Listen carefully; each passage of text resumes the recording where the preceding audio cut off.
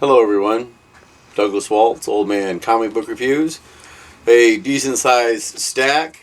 Let me put the two I'm going to yell about at the back. First up, number 43, Spider-Man Gang War Tie-In. Get away from me!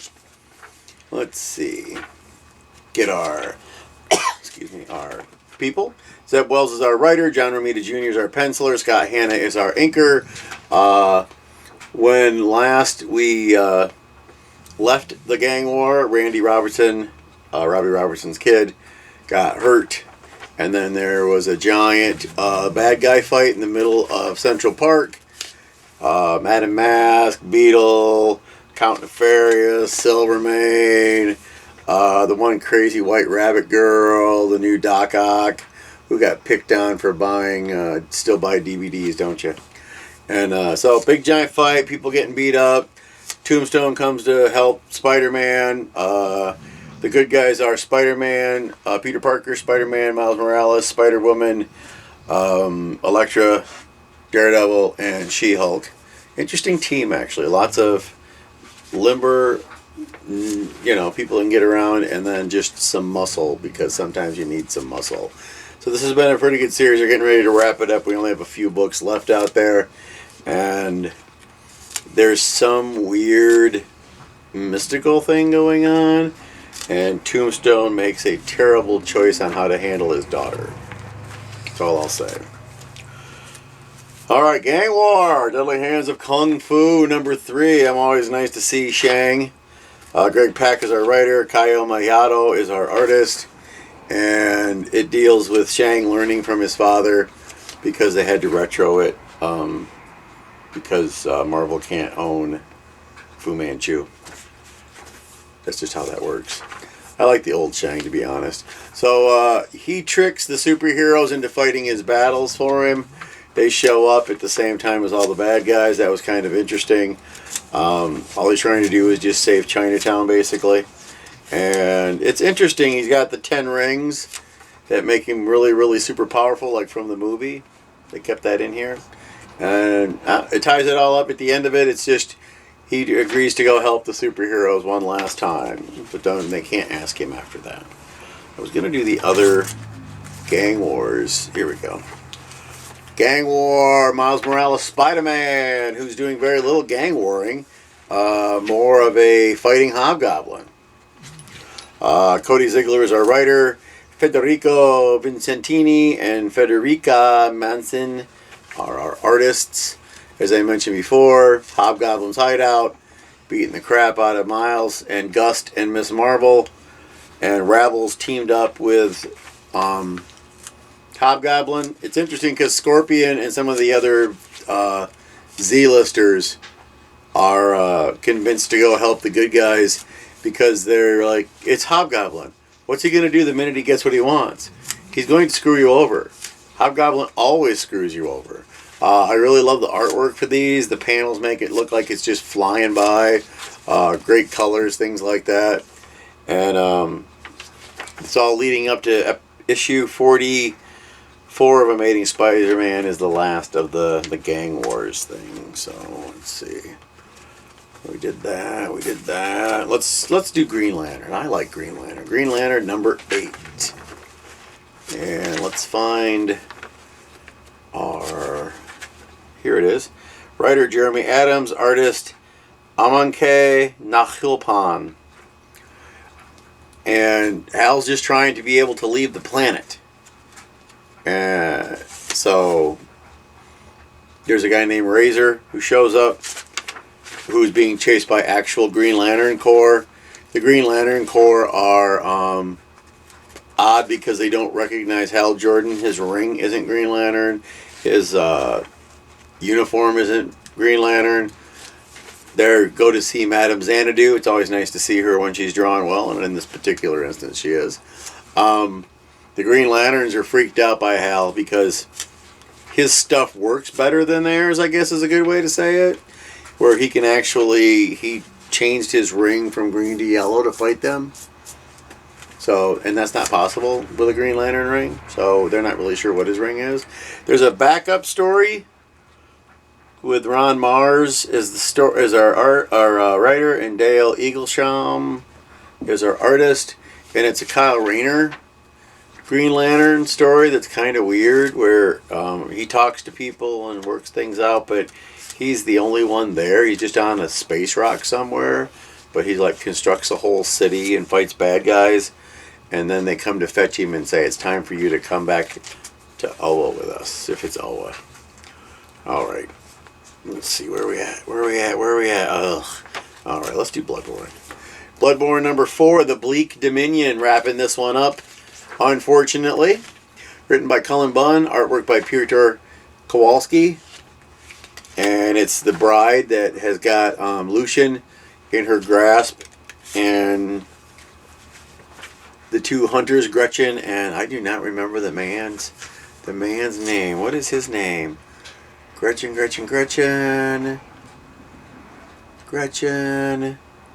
Hold on, he'll be here. Abraham. I should have just known that.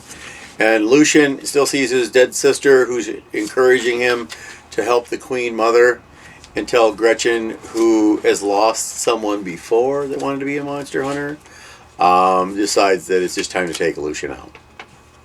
So, the artwork, as always, is gorgeous. The monsters in here are just horrifying. The end is a wicked downer, but I heard that's a pretty normal thing for Bloodborne, so there you go. Alright, let me see where else we going here. What do we got? Let's do these two. Next up is issue 2 of Vengeance of the Moon Knight, number 2, because they killed Mark Spector, so now it's Vengeance of the Moon Knight.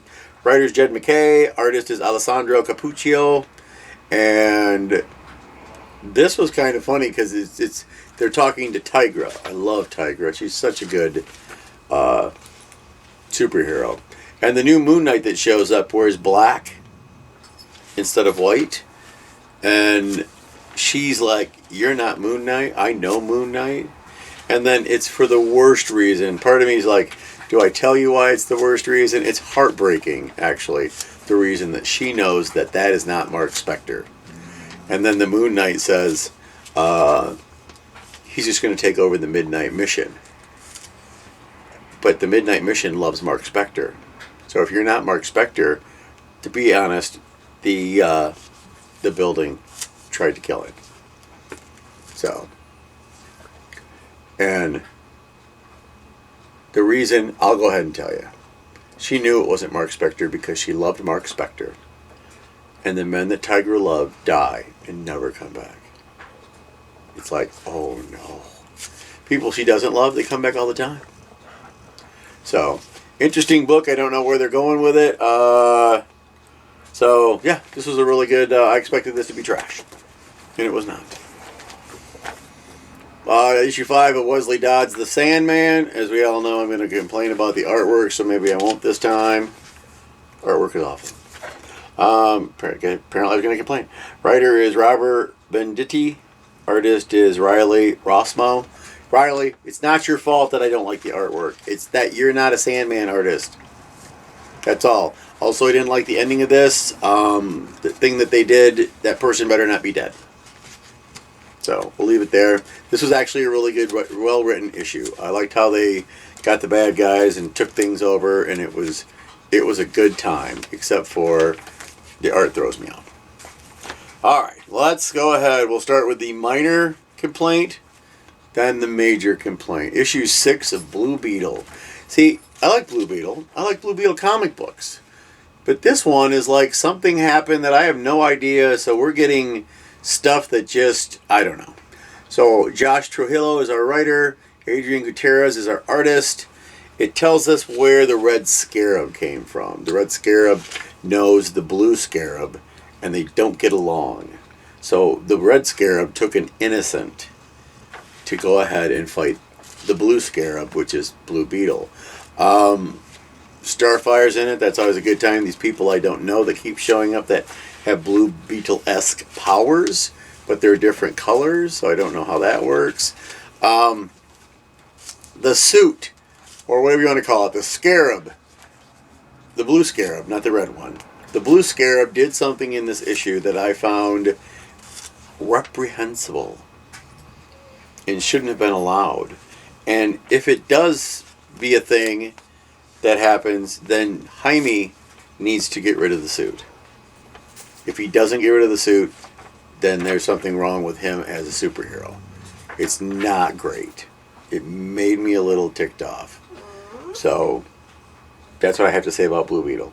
I'm not getting on board very well. It's been 6 issues. All right, kids. The moment you've been waiting for. Take it out of the bag. I think it's in the bag for blood. I don't remember there being any nudity. This is called Valentine Bluffs Massacre, Issue 1. All of us that know My Bloody Valentine know that My Bloody Valentine, the original, although I didn't mind the remake, but the original is one of the best slasher movies. It's so good. So, the artwork for this by Andrea Arcari is gorgeous. The guy who's killing people in the miner suit works out great. Writers S.A. Check and James Kokorik. It does a good job of giving you some background, although any of us that are going to buy this don't really need it. It's also good at setting us up for what's going on. But here's where we have the problem. This is a thing. This is one of those things that by getting this wrong, you've worried me that you're going to mess this up. And I'm speaking to the writers. The artist had nothing to do with this. So, great artwork, by the way. But the writers. So I want all of you in your mind's eye to remember My Bloody Valentine, the original movie. Okay, you there? Okay. So, in the comic book, the girl sneaks, because she's being chased by somebody, into a laundromat. Oh, y'all like the laundromat? Is it the laundromat? Yes, it is the laundromat. Madame Mabel, who owned the laundromat, was the current owner's great aunt and opened the shop over 40 years ago. And the girl that's popped in says, "So this was your great aunt's place, huh? That's cool. Where's she at now?" Here we go. You got it? You got it in your head? The laundromat. You there? You there with the laundromat? You got this? Oh, hold on. Tape. You got this? The response is, they found her dead and stuffed into that same washer you're leaning on. Washer! It was not the washer. It was the dryer. The dryer that made the smell that the people heard when she came out of the dryer and scared the crap out of the guy. Dryer! Not washer. Part of me wanted to get a little bit of white out and write dryer in myself, because after I read that one little balloon, I had to go have a fit before I could come back and finish reading what is otherwise an excellent comic book. I don't know if they're thinking of maybe doing a reprint. This would be American Mythology Productions. Maybe a reprint would be nice. And that would be okay. Because later on there's a panel where her remembering her aunt, well, she wasn't there for it, a panel of her aunt in a dryer, not a washer. Dryer, not a washer. Yes, I'm going to say it a few times. Other than that, it's my favorite, one of my favorite slasher movies, except for the dryer problem that we have here. I'm debating whether it would do me any good whatsoever to write to American Mythology comics.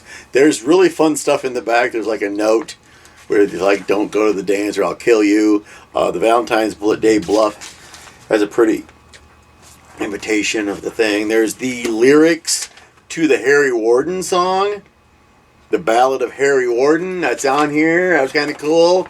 You know, everything was really great except for one. I don't know why they just didn't call it My Bloody Valentine. Why'd you call it Valentine's Bluff Massacre? That's the first problem. Second problem would be, well, as you know, and I've said maybe more than one time, dryer might have been the other problem. The dryer. She was in the dryer. She's not in the washer. She was in the dryer. Okay, I think I'm done because it's making me tired.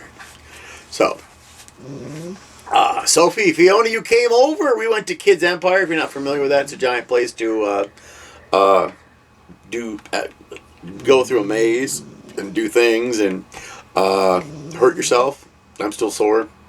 I went through these 2 rollers that really weren't designed for a gentleman of my girth. Heard something crack.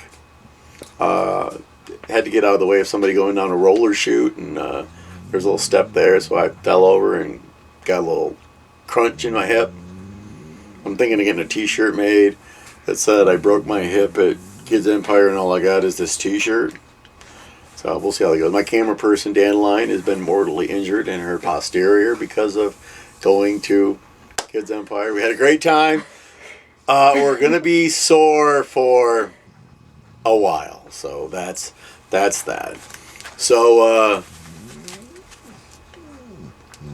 there's the comic books. I always tell you, you can get comic books anywhere. Go to your local comic book store. Go to your library. Go online. Ours is Fanfares, Comics, and Cards. We've been going there for decades. Decades. That's how long I've been doing this. Not the show, but going to comic books. So there's no excuse for not going to get it. Go get a comic book. Get what you like. Here, we'll do the thing. I haven't done the thing in a while. Let's see how many superhero comic books are in. So 1, 2, 3, 4, 5, 6, 7, 8. Of the 8, 1, 2, 3, 4, 5, 6, 7. So, actually it was 9. 7 out of 9. Sounds like something from a Star Trek thing. So, no excuses. Go get a comic book about something you like. Pick a superhero and go get some ones behind the back issues out of the bin. The $1 bin, the 50-cent bin, the whatever bin.